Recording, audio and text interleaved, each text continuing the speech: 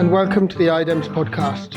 I'm David Stern, a founding director of IDEMS, and I'm here with Bruce Hamaker, a professor at Purdue University, who we've been working together now on a processing project in Niger, or the West African region. That's right. And we're here together in Mali. Hi, Bruce. Hello, David. Glad to be with you. Great to be here. And it's been really interesting discussing over the last few years some of the work you've been doing with colleagues, particularly in Niger, but now Burkina Faso, Mali, and you're doing work all over. That's right. In Senegal, East Africa, too. Yes. And the essence of the work has been working with these processing units, using local ingredients to make nutritious foods for local markets, is really at the heart of it. Exactly so. That's it. And I would say both in urban and rural areas, and that's really probably what we're going to talk about today. Absolutely. The rural side. Well, I still remember the first time I was exposed to this work almost 10 years ago. There was comparison between the rural and the urban. And if I'm not mistaken, when you started out on this, the expectation was that the urban processing units would be the ones that were most exciting. Is that a fair Yeah, that's right. That's right. Because we've been working in the region, mostly West African region, Sahelian region, since around 2000. Yeah. And it was really, you're right, focused on urban entrepreneur processors and helping them to be successful, incubating them into successful businesses, and like you say, getting nutritious products out into the marketplace. Absolutely. I still remember visiting one of the urban centers a number of years ago, and it was extremely impressive. Mm-hmm. But as you said, now we're probably going to be talking about the rural side. That's right, because it is really something quite different from the urban. You know, we talk in the urban side about entrepreneurism, Yes. which is generally single entrepreneurs with businesses. Yeah. Well and good. But when you go to the rural area, it becomes associations, at least in our case. And I think probably that's the way to do it. So associations of women. And it no longer is a single entrepreneur-led kind of activity. Absolutely. And I will have the privilege of discussing with the Nigerian colleague Mustafa at another date about his journey on this. But the thing which I'm really interested for you to tell us a bit more about on your side is, if I remember correctly, this move to the rural areas, as you said, it was totally different because it's not coming from the same area. It was brought in, as I understand it, almost as a sort of secondary thing. Mm-hmm. And yet now, unless I'm mistaken, this is what you're most excited about. Absolutely. Absolutely was. It's kind of odd. You're right. It happened in Niger. Yeah. We're trying to get money, as a lot of times is the case, to continue a project or build a project. It was all about urban processors, entrepreneurism, as I said. And we got in touch with an employee from the United Nations Development Program, UNDP. Yeah. He said, we could be interested in what you do, but it has to be in rural communities. So that was it. And Mustafa and I'll never forget that. They'll say the same thing. We went back to the hotel, and that afternoon we wrote out a draft proposal to move this into the rural area, and a lot of things began to develop out of that. Yeah. And now, why are you most excited about that? Because the urban stuff hasn't stopped. There's still exciting developments there. Yeah. But the rural stuff seems to be sort of exploding in ways which you could never have predicted. I'm That's certainly right. so impressed and so excited by it. I know you are. So tell us a bit about why. Yeah, thank you. Really, the exciting thing is that women's associations in the rural area, I guess there was a question initially, really, are there markets for such products, right? Turns out that there are.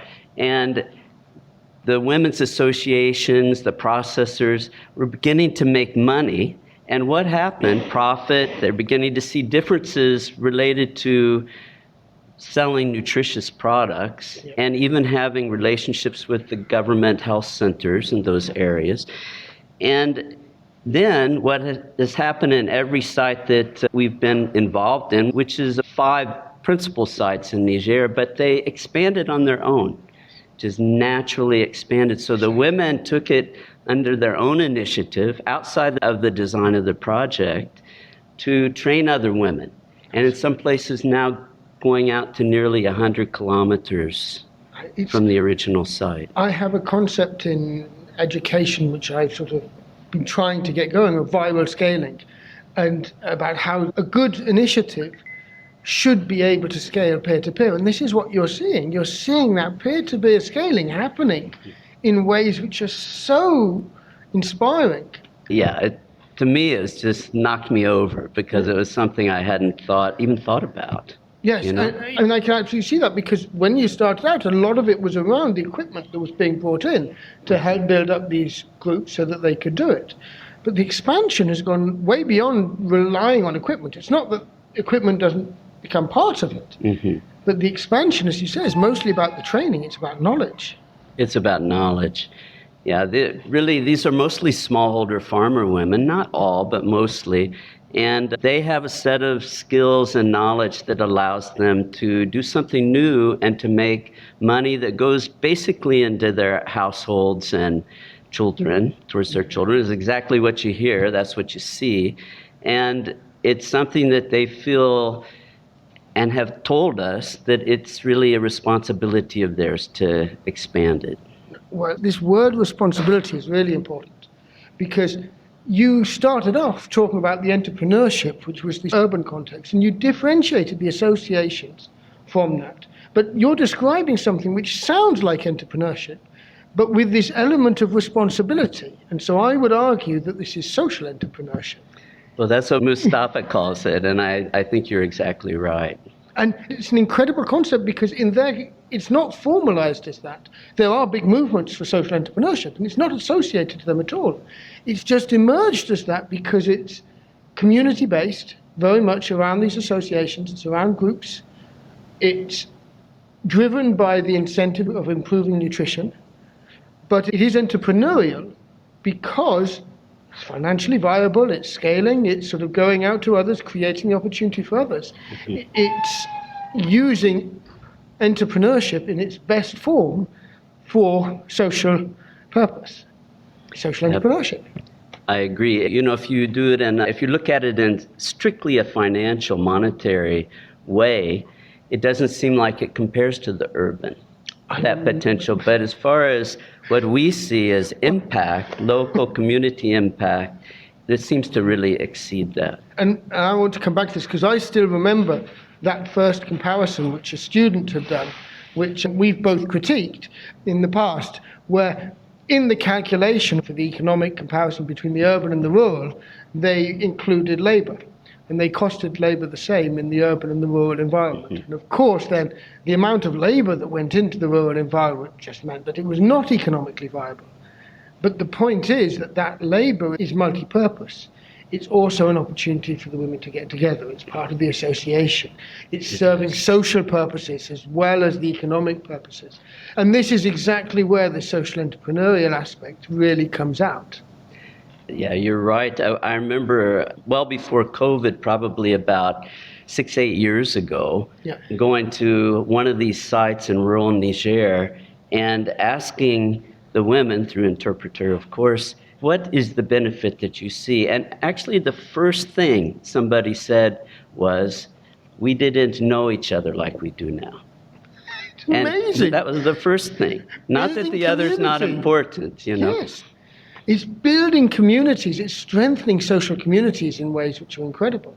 And these communities, we've got to sort of start from the fact that actually social structures are strong already.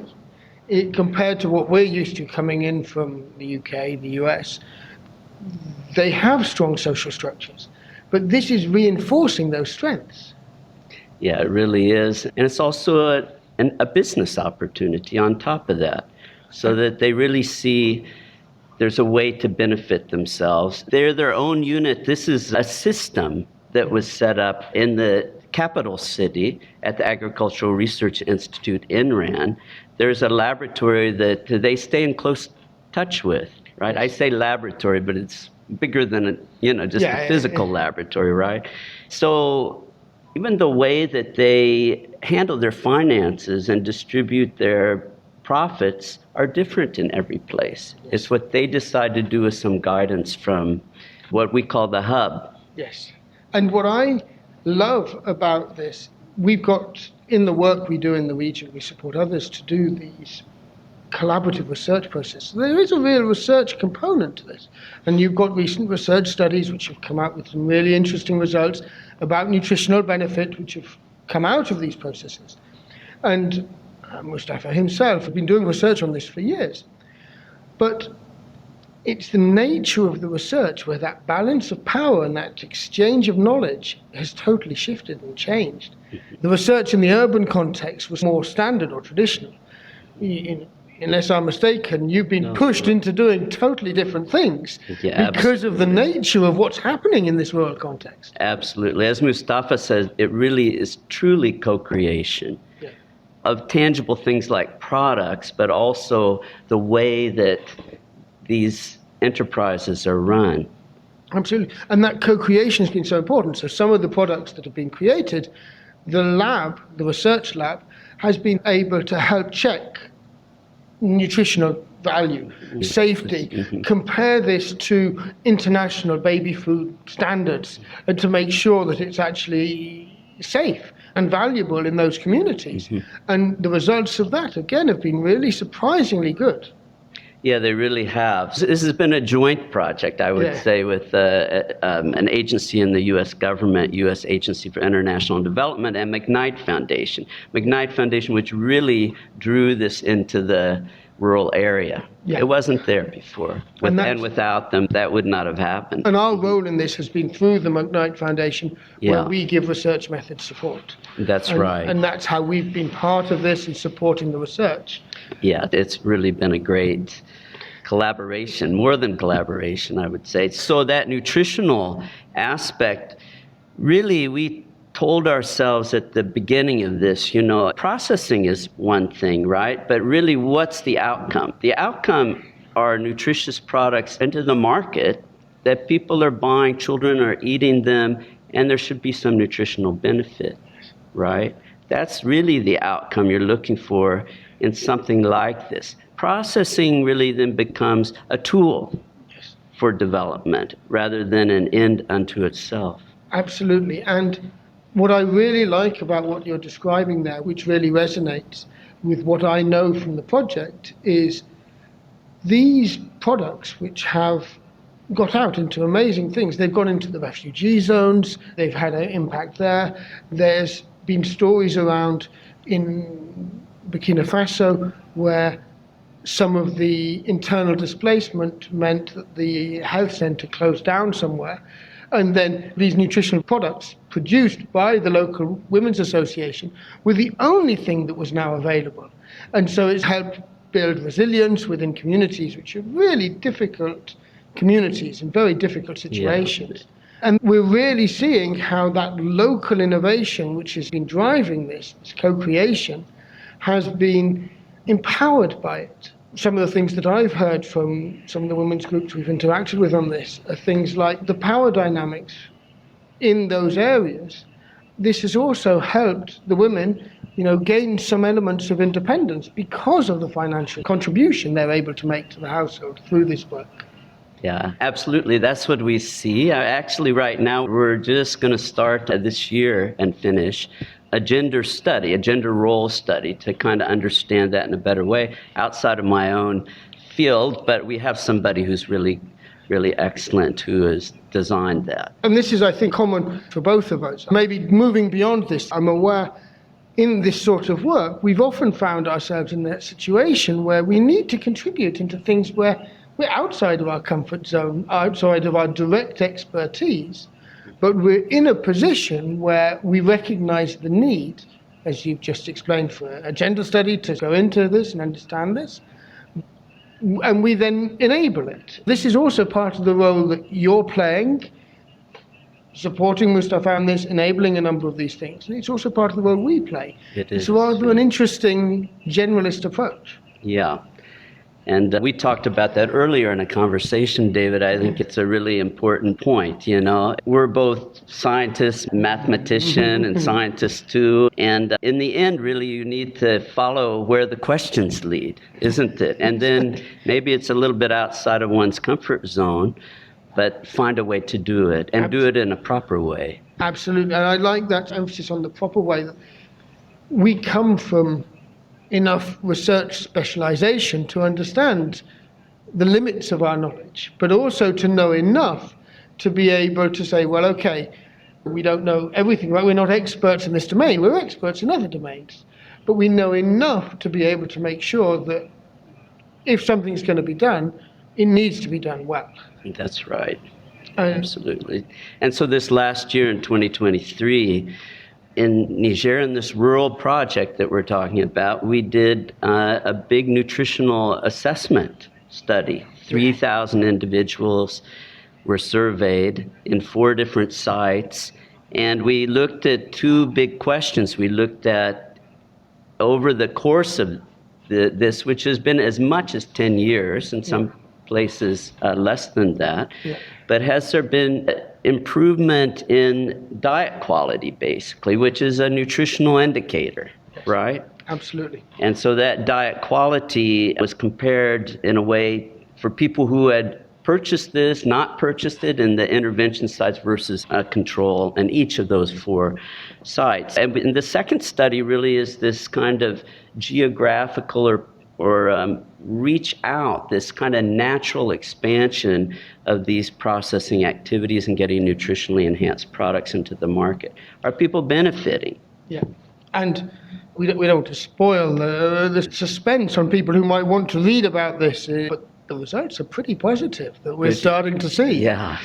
And thank you too. We're working on this together. And it's really, really powerful results which are coming out. And of course, we can't know exactly what's causing some of this. This is not a causation study, but one would hypothesize that really knowledge sharing is an important part about this. Actually, the awareness within the communities is playing a big role, as well as the availability of products. Absolutely. And that's really what the non-consumers, if you want, in that community are enabling us to understand. Have improved, looks like, right? Yeah. Improved, but not as much as those who consume it, but still both have seemed to have improved. Absolutely. And of course, if you think about that difference between the non-consumers and the consumers and that additional improvement the consumers have, this is neglecting the fact that we're not actually doing the measurements because, of course, they are eating the product, which is itself having this sort of carefully balanced nutrition within it. Mm-hmm. So the benefits that we're able to positively report, I would argue, maybe an underestimation of the actual benefits, which is really exciting. Yeah, it is. It is. Originally, I will tell you that we had in the design of the project, the original project, to do an intervention study with longitudinal and measuring changes in some nutritional indicators, like Absolutely. biochemical or like that. But instead, we decided to do a very large survey. A nutritional epidemiologist helped us design it, and it's answering this question first. Absolutely. There's obviously other questions that could be answered, but it's so exciting that already this question, there's really good results coming out from such a scalable approach. And the thing I'd like to finish on in some sense is to get your views on the scalability of what you're seeing and how you're excited about that, what you see as the potential. Yeah, thanks. So as we've been talking, it's kind of naturally scalable, but that's not enough if you're looking at a development project and development into rural areas for improvement in nutrition, based at least on this model. It needs to then be kind of replicated and expanded, even perhaps out from these secondary sites. And we think that there's a way. Of course, you can imagine we think a lot about this. There's a few other people involved in the study, you can imagine. Mustafa's the lead scientist, of course. I have the privilege of interviewing as well. Yeah, fantastic. And we do think there's a way to scale this thing. Already, we see scaling in an organic way, right? But then it's like, how do you facilitate that to really penetrate rural areas, and right? I love the word facilitate in this, because I think that's such an important way to think about this, that you're not having to do the scaling, You're just having to facilitate it. It's scaling naturally.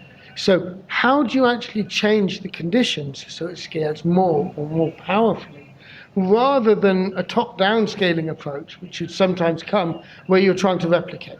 That's right. And that's what's so exciting about this approach to me.